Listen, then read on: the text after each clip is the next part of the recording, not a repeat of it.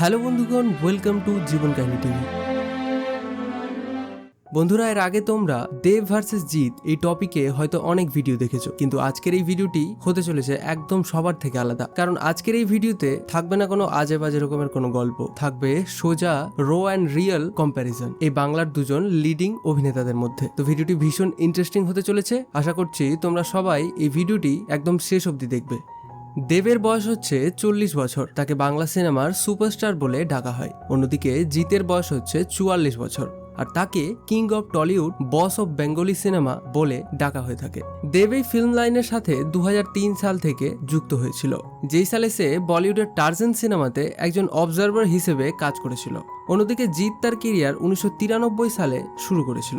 এই সালে সে মডেলিং এর মাধ্যমে এই লাইনে এসেছিল এবং বেশ কিছু সিরিয়ালেও সে কাজ করেছিল। দেব একজন অভিনেতার সাথে সাথে একজন প্রডিউসার, ফিল্ম রাইটার, পলিটিশিয়ান এবং দেব মোটামুটিভাবে গানও গেয়ে ফেলে।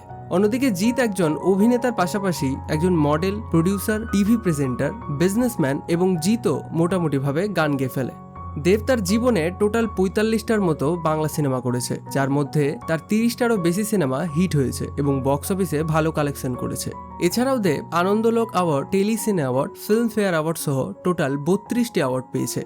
অন্যদিকে জিৎ তার জীবনে টোটাল 60খানা মুভিতে কাজ করেছে, যার মধ্যে তার 35টির মতো সিনেমা সুপারহিট হয়েছে এবং জিৎ টোটাল 11টি অ্যাওয়ার্ড পেয়েছে, যার মধ্যে সে বেশ কিছু অ্যাওয়ার্ড রিফিউজও করে দিয়েছে, মানে সেটা আর নেয়নি। দেব ডান্স বাংলা ডান্স এবং ডান্স জুনিয়রের মতো রিয়ালিটি শোগুলিতে অ্যাজ এ জাজ হিসেবে কাজ করেছেন। অন্যদিকে জিৎ অনেকগুলি রিয়ালিটি শো যেমন স্টার অফ বেঙ্গল, কোটি টাকার বাজি, বিগ বস বাংলা, স্মার্ট জুরি এসবে অ্যাজ এ হোস্ট হিসেবে কাজ করেছেন এবং ডান্স বাংলা ডান্সে তাকে অ্যাজ এ জাজ হিসেবেও দেখা গেছে।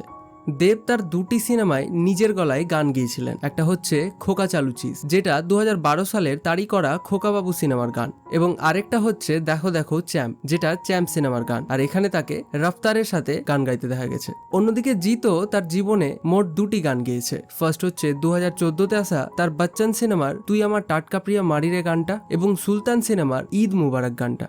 দেবের নিজস্ব একটা প্রোডাকশন হাউস রয়েছে, যার নাম হচ্ছে দেব এন্টারটেইনমেন্ট ভেঞ্চার্স।